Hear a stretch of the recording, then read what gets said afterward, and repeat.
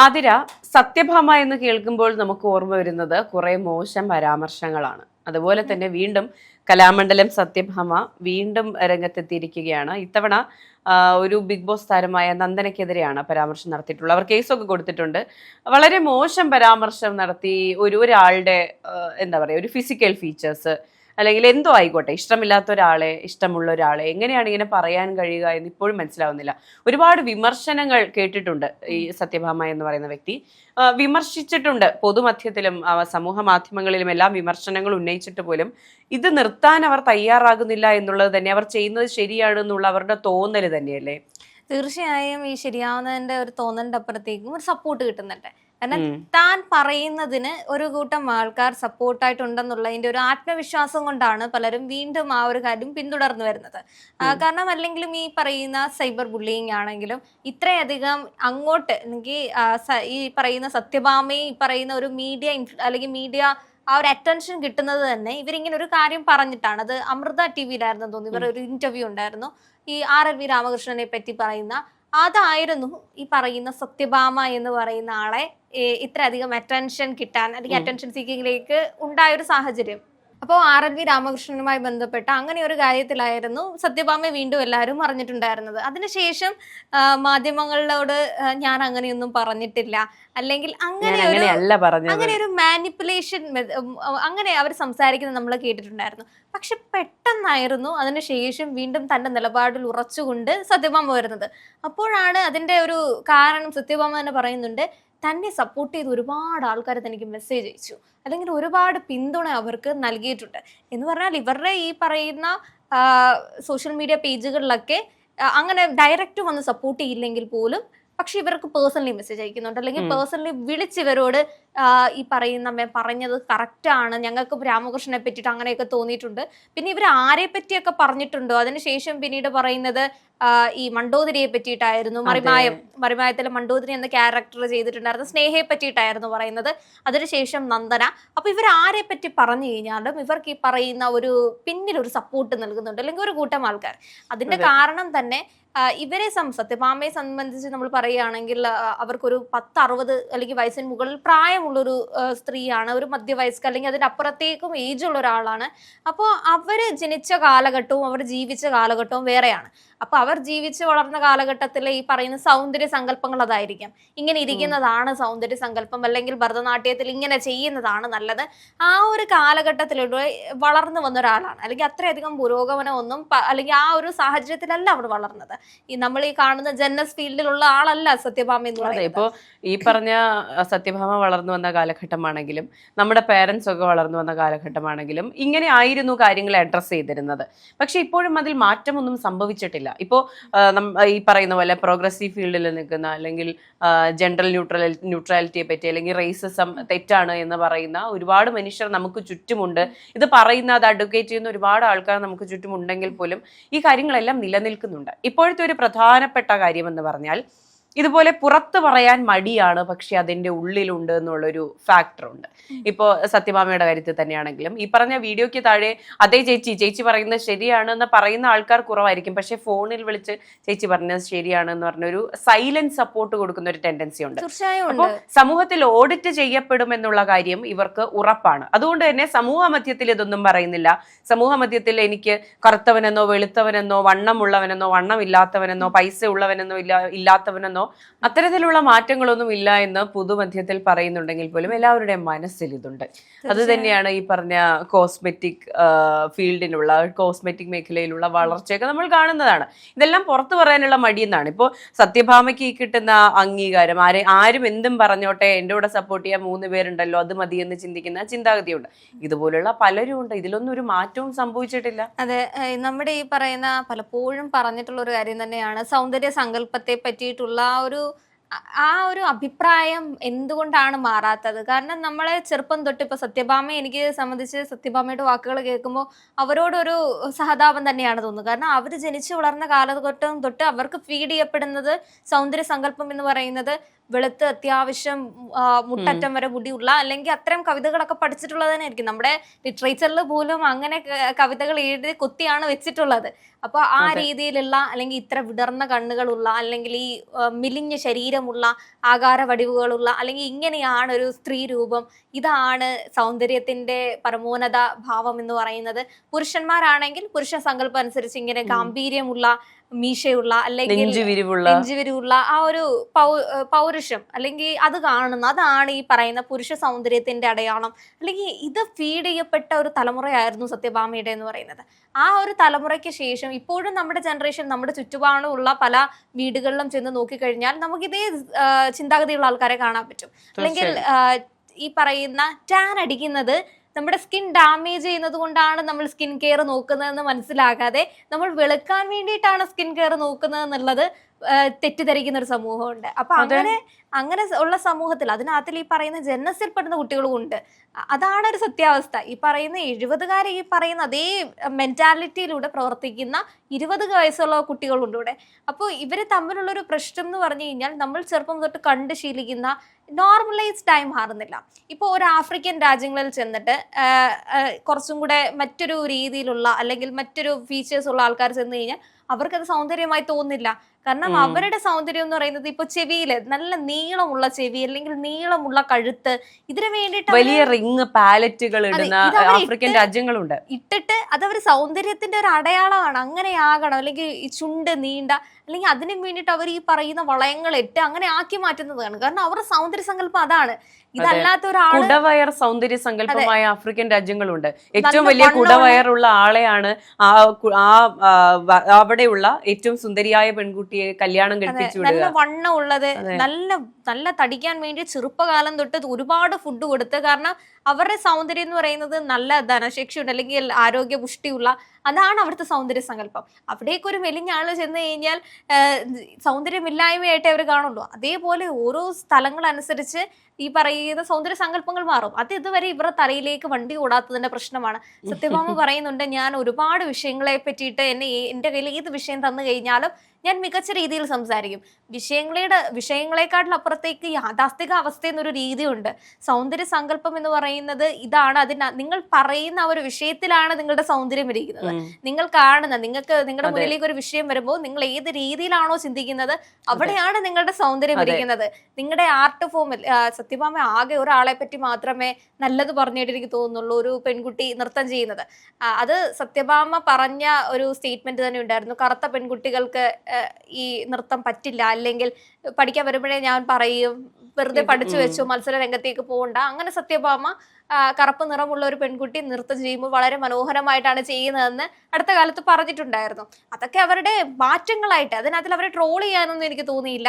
പ്രത്യേകിച്ച് അവരുടെ ചിന്താഗതി മാറി വരുന്നതായിട്ടാണ് തോന്നിയത്. അവരുടെ ചിന്താഗതി അതിലൊരു മാറ്റം ഉണ്ടാകുമെന്ന തോന്നൽ. ഇപ്പോൾ സ്വാഭാവികമായിട്ടും മനുഷ്യർക്ക് മാറ്റം സംഭവിക്കുന്നതിന്റെ ആദ്യഘട്ടം എന്ന് പറയുന്നത് എന്നെ വിമർശിക്കുന്നുണ്ട്, അപ്പോൾ എൻ്റെ ഭാഗത്ത് അതിൽ തെറ്റുണ്ടോ എന്നുള്ളൊരു ചിന്തയാണ് ഈ മാറ്റങ്ങളുടെ ആദ്യ പടി എന്ന് പറയുന്നത്. അപ്പോൾ ഈ വിമർശനങ്ങൾ ഉണ്ടാകുമ്പോൾ ഒരു വീണ്ടും വിചാരമില്ലാതെ രണ്ടാമതൊന്നും ചിന്തിക്കാൻ പോലും തയ്യാറാകാത്ത ഇത്തരം മനുഷ്യർ മാറ്റം ഉണ്ടാകില്ല എന്ന് തന്നെയാണ് ഇതിൽ നിന്ന് മനസ്സിലാക്കാനുള്ളത്. പേടിച്ചിട്ട് മിണ്ടാതിരിക്കും. അതായിരിക്കും ഈ പറയുന്ന സത്യഭാമയ്ക്ക് സപ്പോർട്ട് കൊടുക്കുന്ന ആൾക്കാരൊക്കെ പേഴ്സണലി അല്ലേ സപ്പോർട്ട് കൊടുക്കുന്നത്. ഇപ്പൊ നമ്മൾ ഇതുപോലെ പല മോശം പരാമർശം നടത്തിയിട്ടുള്ള രാഷ്ട്രീയ നേതാക്കൾ, സെലിബ്രിറ്റികൾ, അതുപോലെ അല്ലാത്ത സോഷ്യൽ മീഡിയ ഇൻഫ്ലുവൻസേഴ്സിനെ ഒക്കെ നമ്മൾ കണ്ടിട്ടുണ്ട്. ഇവരെല്ലാം ഈ പറഞ്ഞ നിലപാടിൽ ഉറച്ചു നിൽക്കാതെ അത് നിലപാട് മാറ്റിമറിച്ച് പറഞ്ഞിട്ടുള്ളതെല്ലാം ഈ ഭയം കൊണ്ടാണ്. അപ്പൊ ഇത്രയും വിമർശനങ്ങൾ ഉണ്ടാകുമ്പോൾ ശരിയാണ്, എൻ്റെ ഭാഗത്ത് എന്തോ തെറ്റുണ്ടാകാം എന്നൊരു തോന്നലുണ്ടാകുമ്പോഴാണ് അത് നിർത്തിവെക്കുന്നത്. പക്ഷെ അതുപോലും ഉണ്ടാകാത്ത, എനിക്ക് തോന്നുന്നു ഒരു 10-60 വയസ്സുള്ള മനുഷ്യരെ നമുക്ക് മാറ്റാനൊന്നും സാധിക്കില്ല. അത് അങ്ങനെ തന്നെ തുടരും. പിന്നെ ഇവർ ഈ പറയുന്ന നിങ്ങൾ കറുത്ത കുട്ടികൾ വേണമെങ്കിൽ നിങ്ങൾ പഠിച്ചു വെച്ചോ, പക്ഷെ മത്സരരംഗത്തേക്ക് ഇറങ്ങണ്ട എന്നവർ പറയുന്നുണ്ട്. അവരത് പറഞ്ഞു. പക്ഷെ പല സ്കൂളുകളിലും ഇത് അനുഭവിച്ചിട്ടുണ്ട്. അപ്പൊ ഈ കലാമണ്ഡലം സത്യഭാമ ഈ പരാമർശം നടത്തിയ ആ സമയങ്ങളിൽ ഫേസ്ബുക്കിൽ പലരും ഇങ്ങനെ പണ്ടുണ്ടായ അനുഭവങ്ങൾ, ഇപ്പോഴുണ്ടാകുന്ന അനുഭവങ്ങൾ എഴുതിയത് വായിക്കുമായിരുന്നു ഞാൻ. അപ്പൊ അതിനകത്ത് എല്ലാവരും പറയുന്നൊരു കാര്യമുണ്ട്, പണ്ട് സ്കൂളിലെ ഗ്രൂപ്പ് ഡാൻസിന് വേണ്ടിയിട്ട് ഞങ്ങളെ ഓഡീഷൻ ചെയ്തു, എന്നിട്ട് ഞാൻ നന്നായി നൃത്തം കളിച്ചിട്ട് എന്നോട് നീ കറുത്തതല്ലേ മാറി നിൽക്കൂ എന്ന് പറഞ്ഞു. ഇത്തരം ഈ ജോണറിലുള്ള അല്ലെങ്കിൽ ഈ ത്രെഡുള്ള എത്ര അനുഭവങ്ങൾ നമ്മൾ വായിച്ചിട്ടുണ്ട്, നമ്മൾ കേട്ടിട്ടുണ്ട്. ഇതുപോലെ നൃത്തം ചെയ്യാൻ ആഗ്രഹമുള്ള, പാട്ട് പാടാൻ ആഗ്രഹമുള്ള, പക്ഷെ അവർ പറയുന്ന ഈ പറഞ്ഞ സെലക്ട് ചെയ്യുന്ന ആൾക്കാരുടെ സൗന്ദര്യ സങ്കല്പങ്ങളിൽ നിൽക്കാത്തത് കൊണ്ട് മാത്രം മാറ്റി നിർത്തപ്പെടുന്ന ഒരുപാട് കുട്ടികളുണ്ട്. ഈ കുട്ടികളെല്ലാം തന്നെ വളർന്നു വരുമ്പോൾ ഇവരുടെ ഉള്ളിൽ ഉണ്ടാകുന്നത് ഈ പറഞ്ഞ അരക്ഷിതാവസ്ഥയാണ്. എന്നെ കാണാൻ കൊള്ളില്ല, ഞാൻ കൊള്ളില്ലായിരിക്കും, ഞാൻ അവിടെ പോയാൽ എന്നെ അക്സെപ്റ്റ് ചെയ്യില്ല എന്നുള്ള തോന്നലാണ്. ഇപ്പോൾ എനിക്കറിയുന്ന കുറച്ച് ഒരുമിച്ച് വളരുന്ന ഒരു 5-6 കുട്ടികളുണ്ട്. അതിൽ ഒരു കുട്ടിക്ക് ഈ പറയുന്ന പോലെ നിറം കുറവാണെന്ന് ആ കുട്ടി ചിന്തിച്ചു വെച്ചിരിക്കുകയാണ്. അപ്പോൾ ഇത് അവളുടെ വീട്ടിൽ നിന്ന് ഫീഡ് ചെയ്ത് കൊടുക്കുന്നതല്ല, സ്കൂളിൽ പോകുമ്പോൾ മറ്റു കുട്ടികൾ പറയുന്നതാണ്. നീ മറ്റവളെക്കാളും കറുത്തവളല്ലേ നീ എന്നുള്ള ചോദ്യം. ഒരു വീട്ടിൽ നിന്ന് പോകുന്ന 2 കുട്ടികളിൽ ഒരാൾക്ക് നിറം കുറവാണെന്നും കൂടുതലാണെന്നും കുട്ടികൾ തന്നെ പരസ്പരം പറയുകയാണ്. അപ്പൊ ഈ കുഞ്ഞുങ്ങൾക്ക് ഒരു 1-ലോ 2-ലോ 3-ലോ പഠിക്കുന്ന കുഞ്ഞുങ്ങൾക്ക് ഇത് ഉണ്ടാകണമെങ്കിൽ ഇത് പാരന്റ്സ് ആണ് കൊടുക്കുന്നത്. പാരന്റ്സിന് ഇങ്ങനത്തെ തോട്ട്സ് ഉണ്ട്. അല്ലെങ്കിൽ ഈ കുട്ടികൾ വളർന്നു വരുന്ന ഏതെങ്കിലും ഒരു സാഹചര്യത്തിൽ ട്യൂഷൻ ക്ലാസ് ആകാം, അല്ലെങ്കിൽ കളിക്കാൻ പോകുന്ന സ്ഥലം, അല്ലെങ്കിൽ ഡാൻസ് പഠിക്കാൻ പോകുന്ന എവിടെയെങ്കിലും പോകുന്നിടത്ത് ഈ സാധനം ഫീഡ് ചെയ്യപ്പെടുന്നുണ്ട്. പാട്രിയാർക്കിയുടെ ഒരു ഭാഗമായിരുന്ന ഒരു കാര്യമാണ് ഈ ഗർഭ സമയത്ത് കുങ്കുമപ്പൂ കൊടുക്കുന്ന ഒരു രീതി. കുഞ്ഞ് നല്ല വെളുത്ത് തുടുത്ത് കിട്ടാൻ വേണ്ടിയിട്ടാണ് ഈ പറയുന്ന കുങ്കുമപ്പൂ പ്രയോഗം നടത്തുന്നത്. അതേപോലെ ഇങ്ങനെ കൈമാറി വന്നിട്ടുള്ള കുറെ പാട്രിയാർക്കിക്കൽ ചീപ്പ് സാധനങ്ങളുണ്ട്. മഞ്ഞൾ തേക്കുന്നത് ഇപ്പോഴും കൈമാറി പോകുന്നുണ്ട്. അത് കുഞ്ഞ് ജനിച്ചു കഴിഞ്ഞ് കുറച്ച് നാള് തൊട്ട് കുഞ്ഞിന് അല്പം കളർ വ്യത്യാസം ഉണ്ടെങ്കിൽ മഞ്ഞൾ തേച്ചാൽ മതി, കുഞ്ഞ് വെളുത്തോളും. പക്ഷെ കുഞ്ഞിന് ആരോഗ്യമുണ്ടോ, അല്ലെങ്കിൽ ആ രീതിയിലുള്ള അങ്ങനെ ഒരു അമ്മ സുഖമായിരിക്കുന്നു, അമ്മയ്ക്ക് നല്ല ആരോഗ്യമുണ്ടോ, ഒരു പ്രസവം അടുത്ത് വരുന്ന ഒരു പ്രസവം വരുന്നു, പ്രസവത്തിനെ അതിജീവിക്കാനുള്ള ആരോഗ്യം അമ്മയ്ക്കുണ്ടോ, അല്ലെങ്കിൽ ഈ അമ്മയുടെ മെന്റൽ ഹെൽത്ത് നല്ലതാണോ, ഈ ചിന്തകളെക്കാൾ കൂടുതൽ കുങ്കുമപ്പൂ കഴിച്ചാലും കുഞ്ഞ് വെളുത്തിരിക്കും, അല്ലെങ്കിൽ കുഞ്ഞ് ജനിച്ച ഉടനെ മഞ്ഞൾ തേച്ച് കുളിപ്പിക്കാം, ഇങ്ങനത്തെ തോട്ട്സ് അത് നമ്മൾ ഈ കുഞ്ഞുനാൾ മുതൽ നമുക്ക് ഇങ്ങനെ തന്നുകൊണ്ടിരിക്കുകയാണ്. ഇപ്പോൾ നമുക്കറിയാം, നമ്മുടെ കൂടെ നമുക്കറിയുന്ന ആൾക്കാരെല്ലാം, അല്ലെങ്കിൽ സെലിബ്രിറ്റീസ് ആയിക്കോട്ടെ, മറ്റാൾക്കാരായിക്കോട്ടെ, ഗ്ലൂട്ടാതയോൺ ഷോട്ട്സ് എടുക്കുന്ന ആൾക്കാരുണ്ട്. ഇവരെല്ലാം ചിന്തിക്കുന്നത് വെളുപ്പിനെന്തോ ഒരു പ്രിവിലേജ് ഉണ്ട് എന്നുള്ള തോട്ടാണ്. ഈ തോട്ടിലും തെറ്റില്ല, കാരണം എല്ലാവരും ഫീഡ് ചെയ്ത് കൊടുക്കുന്നത് അതാണ്. നമ്മൾ എടുത്തു നോക്കുകയാണെങ്കിൽ ഒരു 100 പേരുടെ കാര്യം എടുത്തു നോക്കുകയാണെങ്കിൽ ഈ 100 പേരിലും ഈ ചിന്തകളുണ്ട്. ചിലർ അത് ഓക്കെ ഇത് തെറ്റാണ് എന്നുള്ള തോട്ടിൽ നിന്ന് അതിൽ നിന്ന് പിന്നോട്ട് വരുമായിരിക്കാം. പക്ഷെ കുറെ പേർ ഇതിൽ തന്നെ ഉറച്ചു നിൽക്കുന്നു. പലരെയും ഇങ്ങനെ ചിന്തിക്കാൻ പ്രേരിപ്പിക്കുന്നത് പോലും ഈ പറഞ്ഞ സമൂഹമാണ്. സത്യഭാമ അത് തുറന്നു പറയുന്നതാണ് കേട്ടോ. നമ്മളെ ഒരാളെ അധിക്ഷേപിക്കാൻ പറ്റുന്ന ഏറ്റവും വലിയ പരാമർശമാണ് അതെന്നാണ് എനിക്ക് തോന്നിയിട്ടുള്ളത്. നല്ല ഭംഗിയാണ്, കറുപ്പാണെങ്കിലും ഐശ്വര്യമാണ് കാണാൻ എന്ന് പറയുന്ന ഇത്തരം പരാമർശങ്ങളൊക്കെ നമ്മൾ ചിലപ്പോ ഈ പറഞ്ഞ ഷുഗർ കോട്ട് ചെയ്ത സാധനങ്ങളുണ്ടല്ലോ, പറയുമ്പോ തോന്നും നമ്മളെ പുകഴ്ത്തിയാണെന്ന്. ഉണ്ടെങ്കിലും നല്ല ക്യൂട്ടാണ്, മെലിഞ്ഞിട്ടാണെങ്കിലും പക്ഷെ കാണാൻ നല്ല ഭംഗിയാണ്. അതെ, ഇപ്പൊ വണ്ണത്തിന്റെ കാര്യം പറയണേ, എന്നോട് ഇങ്ങനെ പറയുന്നുണ്ട്, മേഘയ്ക്ക് വണ്ണം നല്ല രസം, വണ്ണം ഉള്ള ഇങ്ങനെയൊക്കെ പറയുമ്പോ നമുക്കറിയാം വണ്ണം ഉണ്ടെന്നുള്ള പരാമർശമാണ് അവര് നടത്തുന്നത്. വണ്ണമുണ്ട് പക്ഷെ മേഘയ്ക്ക് കുഴപ്പമില്ല, കാണാൻ സുന്ദരി. അവര് നടത്തുന്ന പരാമർശം മോശമാണ്. ഇപ്പൊ എന്റെ വീട്ടില് കസിൻസ് ഒക്കെ ആണെങ്കിലും പെട്ടെന്ന് ഒരു ദിവസം ഇരിക്കുമ്പോ ഫുഡ് കഴിക്കാൻ ഞാൻ ഒരു കുഞ്ഞിനെ നിർബന്ധിച്ചപ്പോ പറയാ, ഞാൻ കഴിക്കത്തില്ല, മേജേജി പോലെ വണ്ണം വെക്കുമായിരിക്കും. സംഭവം നമുക്ക് ഇവർക്കൊക്കെ കൊടുക്കുന്ന സാധനം ഇതാണ്.